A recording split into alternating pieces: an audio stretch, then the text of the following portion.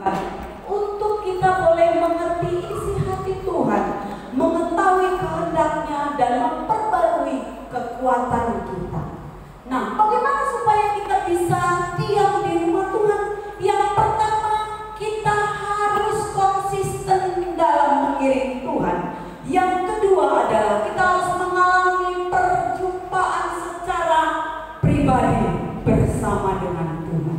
Mengawali tahun 2021 ini, Bapak Ibu, saudara-saudaraku yang dikasihi Tuhan, saya mau sampaikan tema kebenaran firman Tuhan, sehingga di tahun-tahun berikutnya, di dalam 1 tahun ke depan, kita bisa tetap merasakan kebaikan Tuhan. Kita bisa melihat betapa janji Tuhan itu akan digenapi dalam hidup kita. Maka tema kebenaran firman Tuhan yang mau saya sampaikan pagi hari ini adalah janganlah jemu-jemu berbuat baik. Apa? Apa temanya? Janganlah jemu-jemu berbuat baik. Coba lihat kiri kanannya, pandang dulu Bapak Ibu. Ya, perhatikan kiri kanannya. Ada sukacita di wajah kita semuanya. Amin. Iya. Nah, saudaraku, sebelum kita membahas kepada topik yang saya mau bagikan, saya mau sampaikan bahwa tujuan Paulus ya menulis surat Galatia ini sebenarnya apa sih? Jadi tujuan Paulus menulis surat kepada jemaat yang ada di Galatia adalah pada waktu itu ada perpecahan jemaat di sana. Karena apa ada perpecahan? Karena ada pemahaman yang sesat masuk ke perkumpulan orang-orang Galatia waktu itu. Jadi ada kepercayaan yang membuat jemaat-jemaat yang ada di Galatia ini berbeda pandangannya dengan apa yang diajarkan oleh Rasul Paulus. Rasul Paulus mengajarkan bahwa kita harus percaya kepada Yesus itu adalah Mesias, yang artinya diurapi untuk menyelamatkan manusia dari hukuman kekal. Nah, pada waktu itu beredar ajaran sesat. Ajaran sesat itu berbicara tentang kalau mau selamat harus percaya kepada hukum Taurat. Akhirnya Paulus menulis surat ini supaya pandangan mereka yang sudah keliru tentang keselamatan, pandangan jemaat-jemaat yang ada di Galatia yang sudah keliru tentang keselamatan itu dipulihkan kembali. Nah, pasal ke-6 berbicara saling membantulah kamu. Karena kalau ada perpecahan pasti persepsinya beda. Ya, ada lagi pro ke A, ada lagi pro ke B. Nah, saudara, Paulus menegaskan dikatakan saya sebagai Rasul Kristus, saya ditugaskan untuk memimpin kamu untuk mengarahkan pemahaman bahwa Yesus itulah juru selamat, bukan percaya kepada hukum Taurat, karena Yesus lahir menggenapi hukum Taurat. Nah, ini ditulis surat. Kemudian kaitannya dengan janganlah jemu-jemu berbuat baik apa? Lewat surat yang disampaikan oleh Rasul Paulus. Kaitannya adalah karena sudah ada gap, ada perpecahan, ada jarak, maka Rasul Paulus ingin menyatukan persepsi. Kita harus bangun kasih ilahi dalam diri kita supaya kita bisa menerima satu dengan lainnya. Katakan amin. Kalau ada kasih ilahi yang ada di dalam diri kita, maka itu akan mempersatukan kembali apa yang menjadi tujuan hidup kita, supaya kita masuk dalam kerajaan surga. Dikatakan Paulus, jangan jemu-jemu berbuat baik, karena apabila sudah tiba waktunya, kalau kita tidak menjadi lemah, pasti kita akan menua. Saudaraku yang dikasihi Tuhan. Nah, ketika Paulus mengajarkan kepada jemaat yang ada di Galatia bahwa mereka harus percaya kepada Yesus dan karakter ilahi harus ada di dalam diri. Makanya dikatakan janganlah jemu-jemu berbuat baik. Baik itu adalah buah-buah Roh Kudus. Amin. Ya, buah-buah Roh Kudus itu kan ada banyak. Salah satunya kebaikan. Itulah yang kita akan bahas di pagi hari ini. Nah, saudaraku, perbuatan baik bukanlah syarat untuk kita memperoleh memperoleh keselamatan. Setuju dengan saya? Jadi perbuatan baik, amal itu tidak menjadi syarat untuk keselamatan supaya kita bisa selamat. Tapi perbuatan baik adalah buah dari orang-orang yang sudah menerima keselamatan. Itu buahnya. Kayak dikatakan ada buah Roh Kudus, orang yang hidup di dalam Roh ada buah-buah. Karakter ilahi harus ada di dalam dirinya. Nah, Bapak Ibu yang dikasihi Tuhan, sebelum saya masuk ke poin, tentunya Bapak Ibu pada malam tanggal 31 pergantian tahun sudah berkumpul bersama dengan keluarga, ya, ada orang tua, mungkin saudara yang datang, dan tentunya ada doa bersama-sama. Nah, pagi hari ini sebelum saya masuk ke dalam poin tema firman Tuhan yang saya sampaikan, boleh Bapak Ibu salah seorang boleh maju ke depan. Saudara mungkin sampaikan apa yang menjadi harapan saudara di tahun 2021 ini. Satu orang saja boleh membantu saya. Apa yang menjadi doa dan harapannya di tahun 2021 ini? Saya persilakan. Ada yang mau bantu saya? Ya, mari Ibu.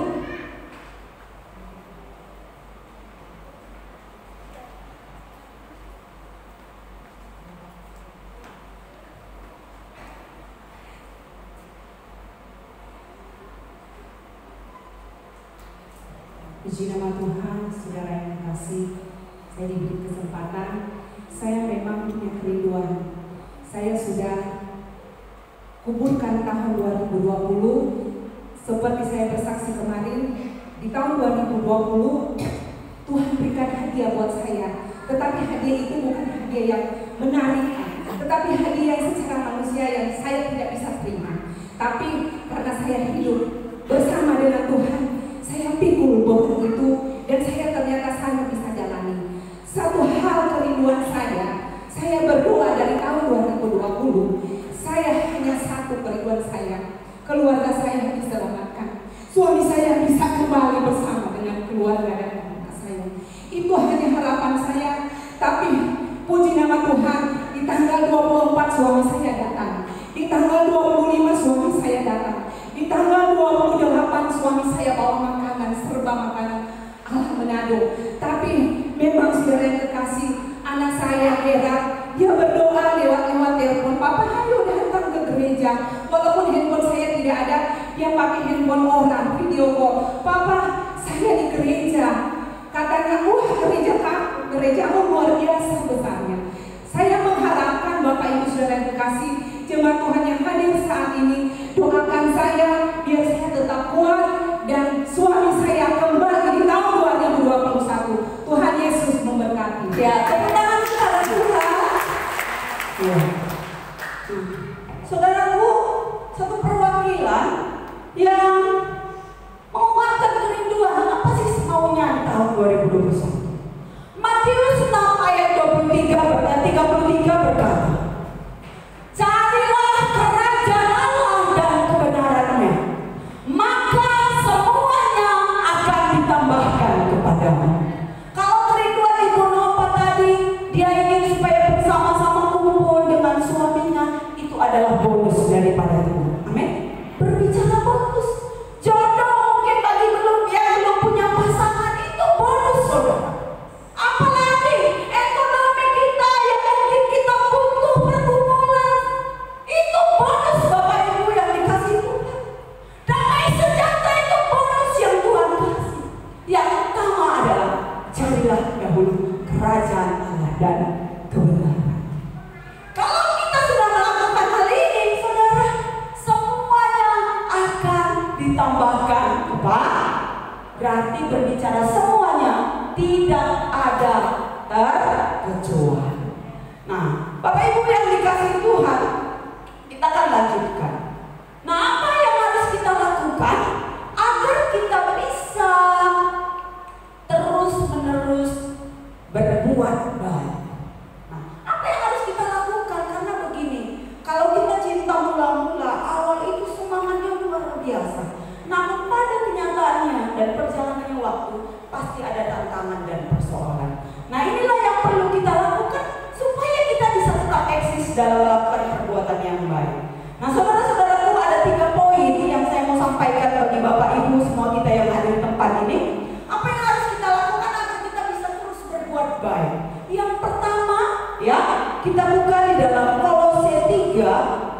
Ya, Kolose 3 ya. Kolose 3 ayat 23.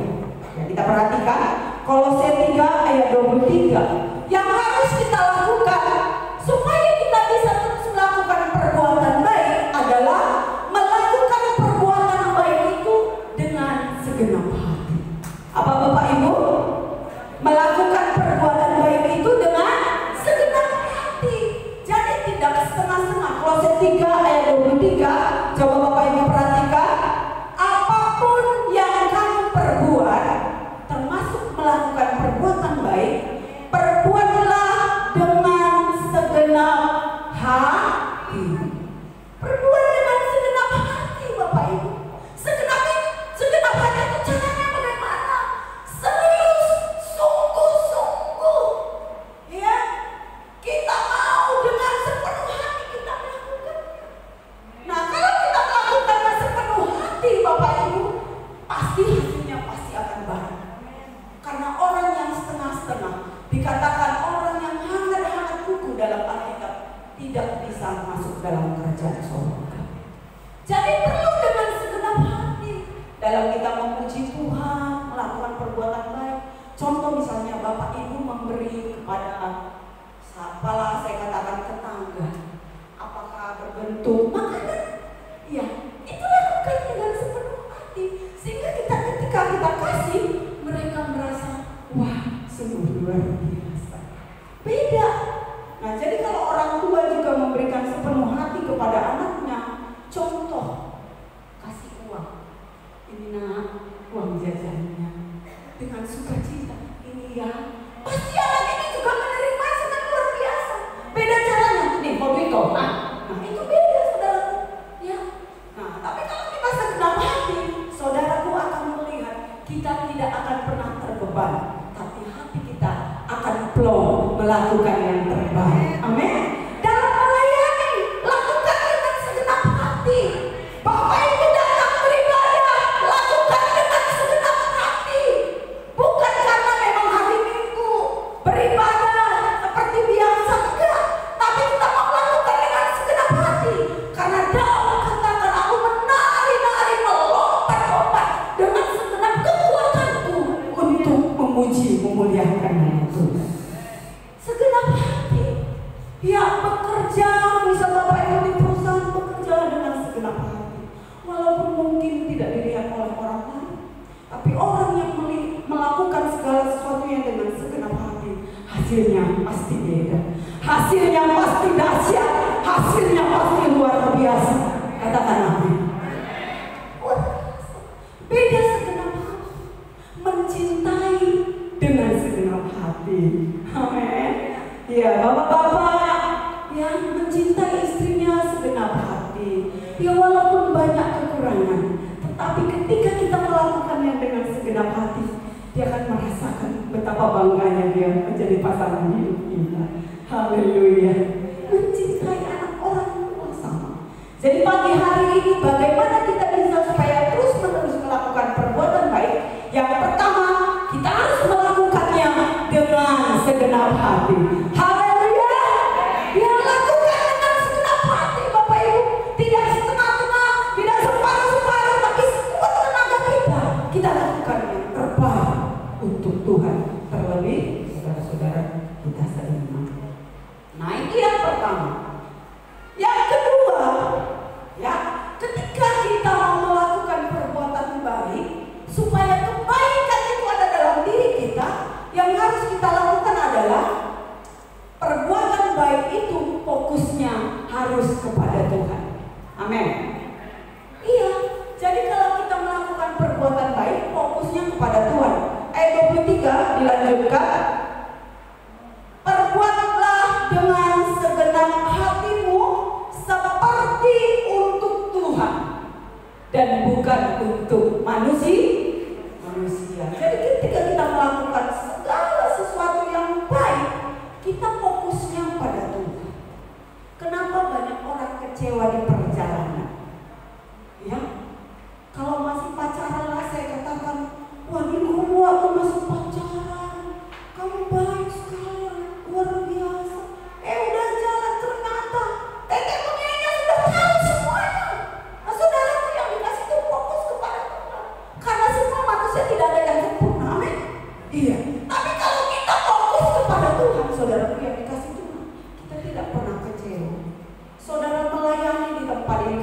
mungkin beberapa minggu ke depan ada beberapa hamba Tuhan yang ditahbis.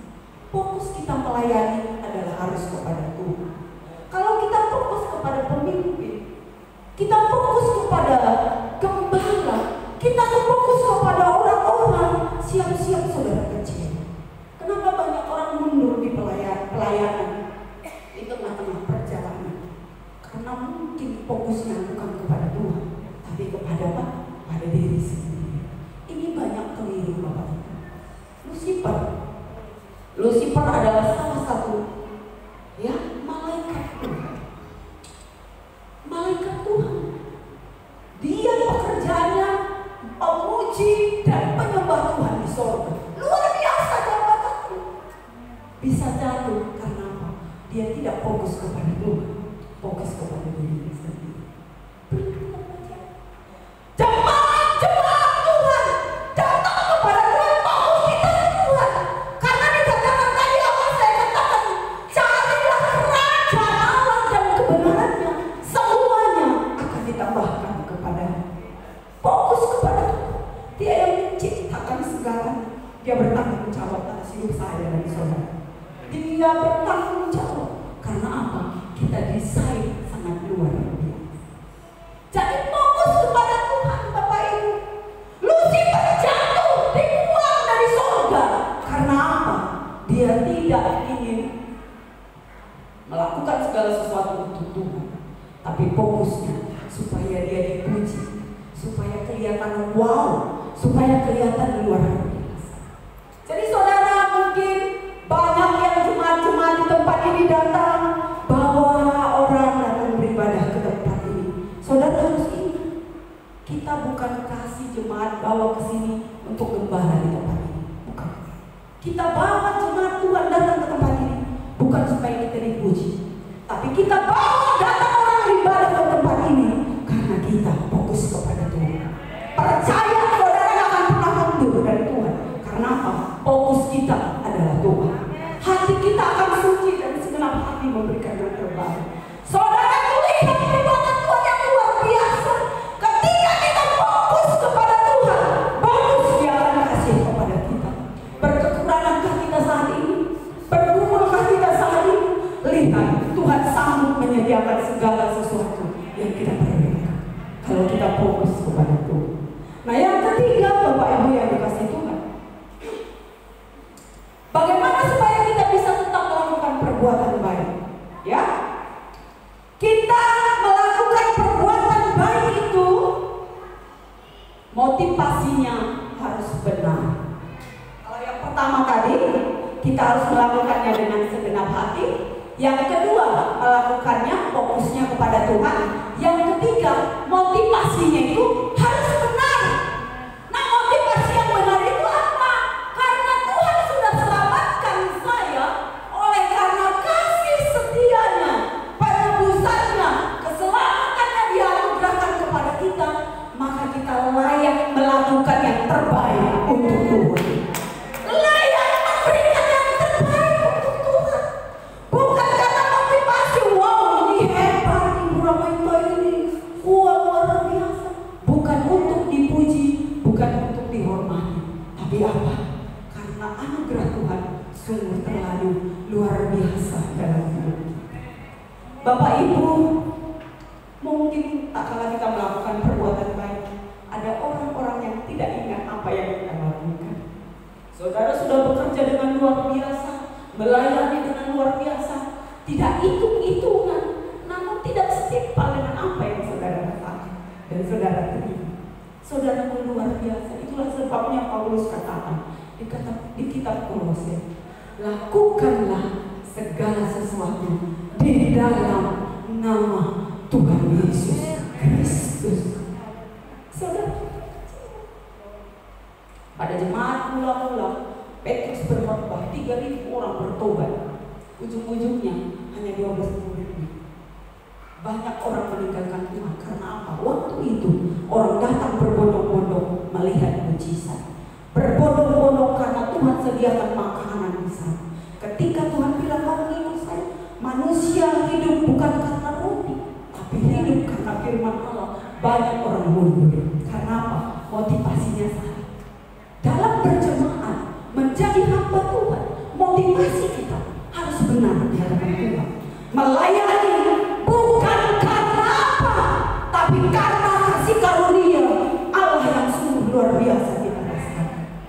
Saudaraku yang dikasih Tuhan, banyak gereja pecah karena perbedaan. Karena mungkin merasakan, oh yang ini pilih kasih, oh ini pilih si A, pilih si B. Kalau fokus dan motivasi kita benar, kita akan tetap maju di dalam mengiring Tuhan. Tidak ada kata mundur. Bapak Ibu luar biasa Tuhan kita. Hari-hari yang kita lalui tidak akan semakin enak. Kalau tahun yang lalu belum ada COVID di Indonesia, tahun ini, saudara perhatikan setiap hari 8.000 lebih positif, meninggal di atas 200 orang. Itu tanda kengerian. Tapi kita percaya orang-orang yang mau melakukan perbuatan baik secara terus menerus, lihatlah pemeliharaan Tuhan di dalam hidup. Saya mau kasih salah satu contoh dalam Alkitab. Saudaraku, kapan ini saya dapatkan? Saat saya diam dalam hadirat Tuhan, saat saya belajar, membaca, merenungkan firman Tuhan. Saya temukan ayat ini, walaupun mungkin sudah waktu itu sering saya baca. Kita buka di dalam kitab Ester, pasal kedua, Ester 2. Ester 2, ya, ayat 21 sampai 22. Coba saudara perhatikan, saya baca. Perikopnya itu Mordekai mengetahui suatu kesekongkolan, ya. Nah, pada waktu itu ketika Mordekai duduk di pintu gerbang istana raja, sakit hatilah Bigtan dan Teres, dua orang sida-sida raja yang termasuk golongan penjaga pintu. Lalu berikhtiarlah mereka untuk membunuh Raja Ahasiweros. Tetapi perkara ini dapat diketahui oleh Mordekai. Lalu diberitahukanlah kepada Ester sang ratu, dan Ester mempersembahkannya kepada raja dan atas nama Mordekai. Perkara itu diperiksa dan ternyata benar. Maka kedua orang itu disulangkan pada dia, dan peristiwa itu ditulisnya dalam kitab sejarah di hadapan raja-raja. Nah, jadi ceritanya begini. Mordekai, saudara tahu siapa Mordekai? Mordekai ini adalah pamannya Ester, ya. Jadi pamannya Ester ini tadi pekerjaannya hanya rakyat biasa, ya. Tapi ketika waktu itu ketika Ester sudah masuk dalam pemilihan, ya, menjadi salah satu ratu. Nah, Mordekai ini pamannya ini ada mendampingi dia. Pekerjaannya apa, Bapak Ibu? Penjaga pintu istana raja. Kalau sekarang bahasa kerennya security, ya, security. Nah, waktu dia menjadi security, ada dua security yang lain cemburu karena dia, lah ini orang Yahudi kenapa menjaga di sini menjadi security? Enggak sah, ini harus bangsa kita. Kemudian dua orang ini berikhtiar untuk membunuh Raja Ahasiweros. Mordekai dengar, wah ini dia mau melakukan celaka kepada raja. Kemudian Bapak Ibu dia katakan kepada Ester, ini ada dua orang security di sini hendak membunuh Raja Ahasiweros. Disampaikan, ditanya, benar gak kamu membunuh raja? Ternyata benar. Perbuatan baik bukan? Selamat yang diselamatkan siapa? Raja. Kalau tidak diberitahu oleh Mordekai, mungkin waktu itu Raja Ahasiweros sudah tidak selamat. Tapi waktu itu karena ada niat hati baik dari Mordekai, dia sampaikan ke Ester, jangan sampai raja ini dibunuh sama kedua security. Saudaraku, apa yang terjadi? Mereka disulangkan itu kayak dihukum gantung gitu, ya, kalau sekarang, ya. Nah, jadi saudaraku, selamat rajanya. Anehnya, raja udah selamat, nggak dikasih apa-apa. Coba sedih nggak, saudara? Secara manusia itu sedih. Raja loh itu diselamatkan, masa nggak dikasih imbalan apapun juga? Ini saudara, berbicara ini sungguh luar biasa. 4 pasal ke depan, saudara, itu teringat rajanya. Nah, jadi raja ini lagi tidur, tapi di dalam tidurnya dia nggak bisa tidur. Kok saya nggak bisa tidur ya?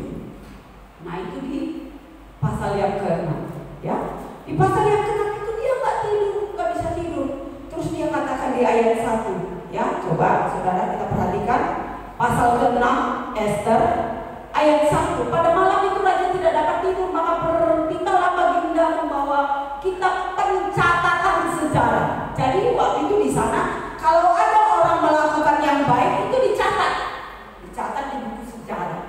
Ya, nah dicatat. Dia buka, oh iya ya, ini waktu itu Mordekai sudah tolong saya. Kemudian dia panggil asistennya, kamu udah kasih apa sama Mordekai? Nggak ada apa-apa. Sudah dihormati kan dia? Nggak ada apa-apa. Ingat, lama sudah berlalu. Akhirnya saudara yang dikasih Tuhan. Haman bilang gini, yang mencari pencitraan kepada raja. Saudara jangan heran, orang yang datang beribadah banyak juga yang mencari pencitraan. Dalam politik banyak orang mencari pencitraan. Dalam gereja, dalam perusahaan banyak orang mencari pencitraan. Haman salah satunya. Dia mau lihat Mordekai ini kok semakin diangkat-angkat nih. Kok raja ini dekat banget sama dia. Gak enak, pasti saya gak nyaman. Dia berinisiatif untuk menggantung mensulangan Mordekai. Tapi sebaliknya Bapak Ibu, kalau kita melakukan perbuatan baik, Mordekai melakukan perbuatan baik, akhirnya dia dianugerahkan pakaian yang sangat luar biasa. Diarak ke sekeliling kota, dia dihormati sungguh luar biasa. Yang mau saya sampaikan adalah janji Tuhan itu tepat pada waktunya. Hari ini kita menanam, belum tentu kita berbuah hari ini. Tapi percaya Bapak Ibu, mau tidak mau, pasti kita akan tuai di suatu hari nanti. Indah pada waktunya Tuhan anugerahkan apa yang sudah kita kerjakan. Yang saya mau sampaikan Bapak Ibu, janganlah jemu-jemu kita berbuat baik.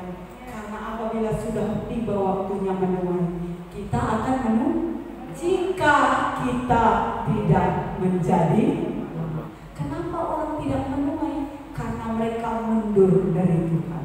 Kenapa mereka tidak menuai? Karena mereka tidak setia datang kepada Tuhan. Di awal tahun 2021 ini, firman Tuhan ini menjadi landasan bagi kita. Berbuat baiklah walaupun orang lain tidak melihat. Berbuat baiklah walaupun pemimpin tidak menghargai. Tapi lihatlah, Tuhan itu tidak pernah ingkar janji. Dia akan memberikan yang terbaik, tepat seperti apa yang kita lakukan. Jemaat Pentakosta, hamba-hamba Tuhan, mari maju bersama dengan Tuhan. Jangan ada perselisihan di tempat ini.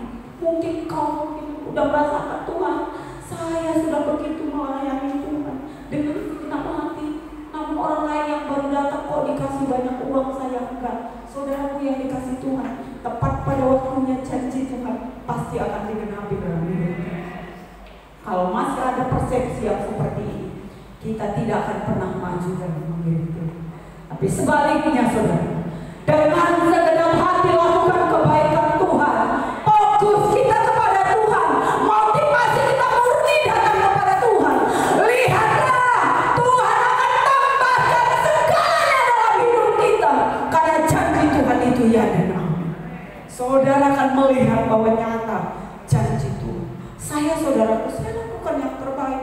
Ya, walaupun mungkin masih ada kekurangan, tapi saya berpikir Tuhan, selama saya masih hidup, saya mau lakukan yang terbaik. Tidak untuk dipuji, tapi aku mau karena Tuhan anugerahkan keselamatan yang luar biasa. Berkat datang dari manapun Tuhan bisa kirim. Amin. Jangan berkecil hati, jangan bersedih, jangan frustasi, jangan mundur dari Tuhan.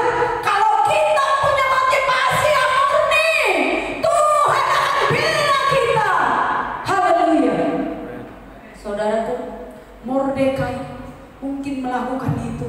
Dia hanya berpikir bagaimana raja ini supaya selamat. Tidak diingat. Suatu saat ada catatan buku sejarah mencatat bahwa dia pernah menyelamatkan raja. Tuhan Yesus punya catatan bagi setiap kehidupan kita. Masing-masing. Dia lihat Susi itu ada catatannya. Melakukan yang terbaik enggak? Segenap hati enggak? Saudaraku, suatu saat dia akan perlihatkan itu ketika kita bertemu dengan dia. Saudara yang dikasih Tuhan, mari semuanya jemaat Tuhan, hamba Tuhan di tempat ini, janganlah jemu-jemu berbuat baik. Amin. Coba sama-sama angkat tangan saya. Janganlah jemu-jemu berbuat baik.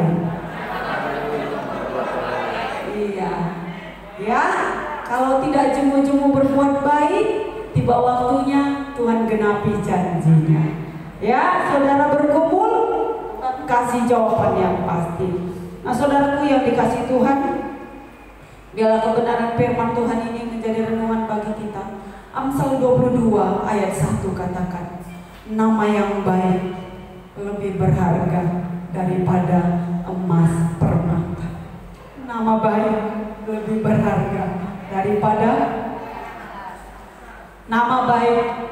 berharga daripada kekayaan besar. Dikasih orang lebih baik daripada perak dan emas. Kalau kita punya hati yang kerinduan untuk selalu berbuat baik, orang-orang di sekitar kita akan mengasihi kita. Tidak bisa dibeli kebaikan itu, tapi kita bisa lakukan.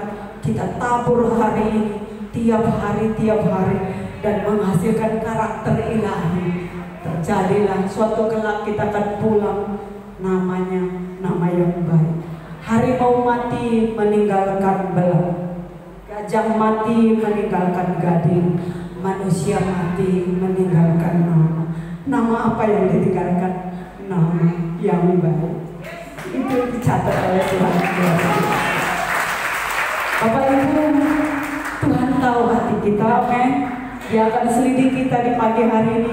Apakah kita sungguh-sungguh mencintainya? Pemusik saya silakan maju ke depan. Dan WL Singer, kita akan angkat satu pujian ini.